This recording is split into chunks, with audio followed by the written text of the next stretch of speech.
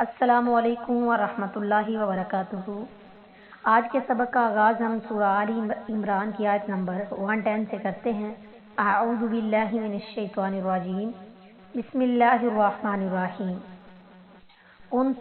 تم ہو خیرہ بہترین، امت اخرجت بھیجی گئی، للناسی لوگوں کے لیے، تأمرون تم حکم کرتے ہو، بالمعروفی اچھے کاموں کا، وتنہون اور منع کرتے ہو، عن المنکری برے کاموں سے، وتؤمنون اور ایمان لاتے ہو، باللہ اللہ پر، ولو اور اگر، آمنا ایمان لے آتے، اہل الکتابی اہل کتاب، لکانا تو تھا، خیر لہم بہتر ان کے لیے، منہم المؤمنون ان میں سے اکثر ایمان والے ہیں، واکثرہم اور ان کے اکثر، فاسقون نافرمان ہیں۔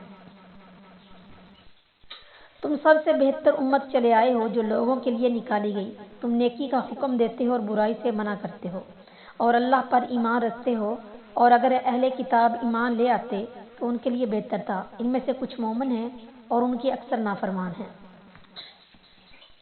کنتم خیر امت یعنی یہ امت ہر امت سے بہتر ہے۔ انہی دو صفات میں امر بالمعروف یعنی جہاد اور ایمان یعنی توحید کا تقید پابندی، اس قدر کسی اور دین میں نہیں۔ ان دو صفتوں سے پہلے ایک اور صفت بھی ذکر فرمائی ہے، اور وہ ہے اخرجت للناس یعنی یہ امت پیدا ہی لوگوں کی خیر خواہی اور اصلاح کے لیے کی گئی ہے۔ یاد رہے، امر بالمعروف اور نہی عن المنکر سے مراد جہاد ہے، وہ ہاتھ سے ہو یا زبان سے یا دل سے۔ ابو ہریرہ رضی اللہ تعالیٰ عنہ نے اس آیت کی یہی تفسیر بیان کرتے ہوئے فرمایا، خیر الناس للناس تعلون بہم فی السلاسل فی اعناقہم حتی یدخلوا فی الاسلام۔ بخاری التفسیر، باب کنتم خیر امت اخرجت للناس، حدیث 4557۔ تم لوگوں کے حق میں تمام لوگوں سے بہتر ہو کہ ان کی گردنوں میں زنجیریں ڈال کر لاتے ہو، حتیٰ کہ وہ اسلام میں داخل ہو جاتے ہیں۔ معاویہ بن حیدر رضی اللہ تعالیٰ عنہ بیان کرتے ہیں کہ رسول اللہ صلی اللہ علیہ وسلم نے فرمایا، تم 70 امتوں کو پورا کر رہے ہو، جن میں سے تم اللہ تعالیٰ کے ہاں سب سے بہتر اور سب سے معزز ہو۔ مسند احمد جلد نمبر 4 صفحہ نمبر 447 اور حدیث نمبر 20037۔ ترمذی التفسیر، باب ومن سورۃ آل عمران، حدیث نمبر 3001۔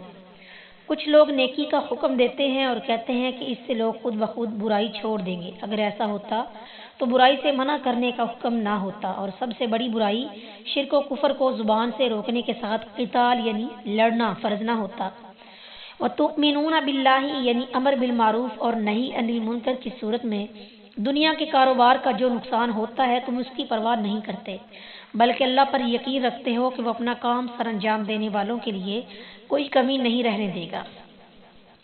خیر امت، اس کا ایک معنی پہلے گزر چکا ہے کہ یہ امت تمام امتوں سے بہتر ہے، اور دوسرا معنی یہ ہے کہ یہ خطاب صحابہ کرام رضوان اللہ علیہم اجمعین سے ہے کہ تم پوری امت محمد صلی اللہ علیہ وسلم سے بہتر ہو، کیونکہ امر بالمعروف و نہی عن المنکر یعنی جہاد اور ایمان باللہ یعنی توحید خالص کا عقیدہ تم میں بدرجہ اتم پایا جاتا ہے۔ اس سے صحابہ کی فضیلت معلوم ہوتی ہے اور ان پر کفر کا فتویٰ لگانے والوں کے منہ میں خاک پڑتی ہے۔ خلاصہ یہ کہ الفاظ کے لحاظ سے دونوں معنی درست ہیں اور حقیقت میں بھی ایسا ہی ہے۔ 5 نمبر پہ بہترین امت ہونے کا وصف چند شرطوں کے ساتھ مشروط ہے، یعنی لوگوں کی خیر خواہی اور اصلاح، امر بالمعروف و نہی عن المنکر یعنی جہاد اور ایمان باللہ۔ جب اس امت میں یہ چیزیں نہیں رہیں گی تو وہ بہترین امت ہونے کے وصف سے محروم ہو جائیں گی، جیسا کہ یہود کے بارے میں آتا ہے، کانوا لا یتناہون عن منکر فعلوہ، سورۃ المائدہ آیت نمبر 79۔ وہ ایک دوسرے کو کسی برائی سے جو انہوں نے کی ہوتی روکتے نہ تھے، جیسا کہ اب اس امت کا حال ہو رہا ہے۔ وَلَوْ آمَنَ أَهْلُ الْكِتَابِ، اس آیت میں اہل کتاب کو اسلام لانے کی ترغیب ہے اور اس حقیقت کا اظہار ہے کہ ان میں سے کچھ مومن ہیں مگر اکثر فاسق ہیں، اور یہ اللہ کی مشیت ہے جس کی حکمت وہی جانتا ہے، جیسا کہ فرمایا وَمَا أَكْثَرُ النَّاسِ وَلَوْ حَرَصْتَ بِمُؤْمِنِينَ، سورہ یوسف آیت 103۔ اور اکثر لوگ خواہ تو حرص کرے ہرگز ایمان لانے والے نہیں۔ اس سے موجودہ جمہوریت پر بھی روشنی پڑتی ہے۔ لن یضرکم ہرگز نہ بگاڑ سکیں گے آپ کا الا سوائے اذن ستانا، وَإِن یقاتلوکم اور اگر وہ آپ سے لڑیں گے، یولوکم الادبار وہ آپ کو پیٹھ دکھائیں گے، پیٹھ دکھانا، ثم پھر لا ینصرون ان کی مدد نہ ہوگی، وہ آپ کو ہرگز نقصان نہیں پہنچائیں گے مگر معمولی تکلیف، اور اگر آپ سے لڑیں گے تو پیٹھ پھیر جائیں گے، پھر وہ مدد نہیں کیے جائیں گے۔ الا اذن، اذن میں تنوین تقلیل و تحقیر کے لیے ہے، اس لیے ترجمہ معمولی تکلیف کیا ہے۔ مراد زبانی بہتان تراشی اور سازشیں ہیں، مگر میدان میں آپ کے مقابلے میں ٹھہر نہیں سکیں گے۔ چنانچہ ایسا ہی ہوا، یہود کو مسلمانوں کے مقابلے میں ہر جگہ شکست ہوئی اور رسوائی کا منہ دیکھنا پڑا۔ بالآخر نبی کریم صلی اللہ علیہ وسلم اور آپ کے صحابہ نے انہیں جزیرہ عرب سے جلا وطن کر دیا۔ یہ آیت اخبار بالغیب اور پیشین گوئی پر مشتمل ہے اور اللہ تعالیٰ نے اس میں فتح و کامیابی اور نصرت کی بشارت دی ہے۔ اب اگرچہ یہود و نصرانیوں کے بل بوتے پر فلسطین کے کچھ حصے اور بیت المقدس پر قابض ہیں، مگر وہ وقت قریب آ رہا ہے کہ جب مسلمانوں کے ساتھ یہود کی جنگ میں پتھر اور درخت بھی مسلمان کو بلا کر کہیں گے، اے مسلم، یہ میرے پیچھے یہودی چھپا ہوا ہے، اسے قتل کر دے۔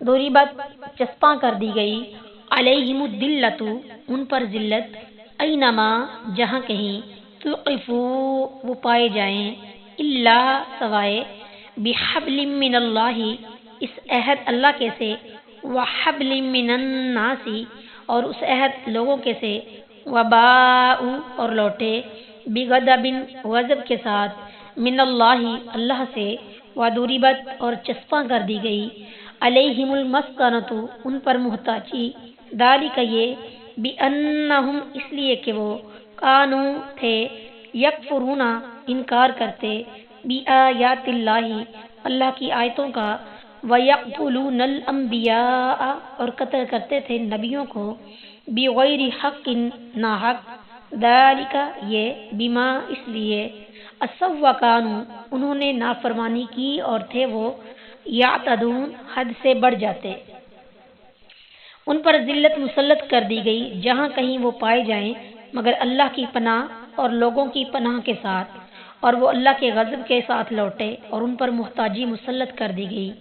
یہ اس لیے کہ بے شک وہ اللہ کی آیات کا انکار کرتے تھے اور نبیوں کو کسی حق کے بغیر قتل کرتے تھے، یہ اس لیے کہ انہوں نے نافرمانی کی اور وہ حد سے گزرتے تھے۔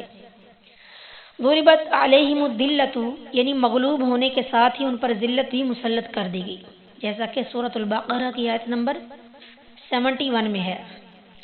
یہود کی ذلت سے بچاؤ کی دو صورتیں بیان کی گئی ہیں، ایک یہ کہ وہ اللہ کی پناہ میں آ جائیں، جس کا مطلب یہ ہے کہ وہ اسلام قبول کر لیں یا اسلامی مملکت میں جزیہ دے کر ذمی کی حیثیت سے رہنا قبول کر لیں۔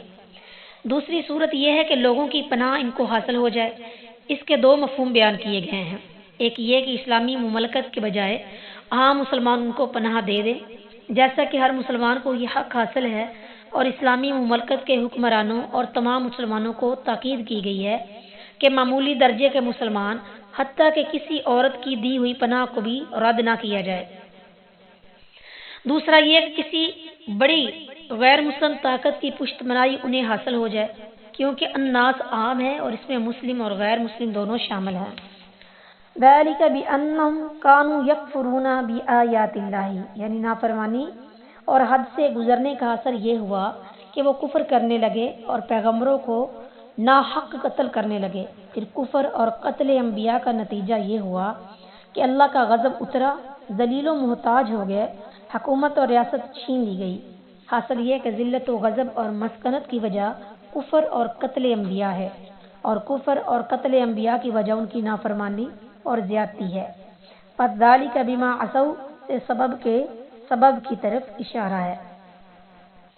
لیسو نہیں، سواء برابر، میں اہل الکتابی اہل کتاب سے، امت ایک جماعت، قائمت قائم، یتلونا وہ پڑھتے ہیں، آیات اللہ اللہ کی آیات، آناء اللیل رات کی اوقات میں، وہم اور وہ، یسجدون سجدہ کرتے ہیں۔ وہ سب برابر نہیں، اہل کتاب میں سے ایک جماعت قیام کرنے والی ہے، جو رات کے اوقات میں اللہ کی آیات کی تلاوت کرتے ہیں اور وہ سجدہ کرتے ہیں۔ لیسوا سواء یعنی گو اہل کتاب کی اکثریت فاسق ہے، مگر سب ایک جیسے نہیں۔ ان میں سے کچھ لوگ ایسے بھی ہیں جو ایمان لے آتے ہیں۔ طبری اور ابن ابی حاتم نے حسن سندوں کے ساتھ ابن عباس رضی اللہ تعالیٰ عنہ سے نقل کیا ہے کہ جب عبداللہ بن سلام، ثعلبہ بن سعید، اسید بن سعید، اسد بن عبید رضوان اللہ علیہم اجمعین اور ان کے دوسرے ساتھی مسلمان ہوئے اور اسلام میں رغبت رکھ کر پکے ہو گئے، تو یہودی مولوی اور ان کے بے ایمان لوگ کہنے لگے کہ محمد صلی اللہ علیہ وسلم کے پیچھے صرف ہمارے برے لوگ ہی لگے ہیں، اگر وہ ہمارے اچھے لوگ ہوتے تو اپنے آبا کا دین چھوڑ کر غیر کی طرف نہ جاتے۔ اس پر اللہ تعالیٰ نے یہ آیت نمبر 113 اور 114 نازل فرمائی۔ یہ الفاظ طبری کے ہیں۔ اہل کتاب کے ان اچھے لوگوں کا ذکر سورہ آل عمران کی آیت نمبر 199 میں اور بنی اسرائیل کی آیت نمبر 107 تا 109 میں ہے اور سورۃ البقرہ کی آیت نمبر 121 میں بھی ہے۔ امۃ قائمۃ یعنی رات کو قیام کرتے ہیں اور تہجد کی نماز میں قرآن کی تلاوت کرتے ہیں۔ قائمت کا ایک معنی مستقیمۃ ہے، یعنی رسول اللہ صلی اللہ علیہ وسلم کے فرما بردار ہیں اور ان کی شریعت پر قائم ہے۔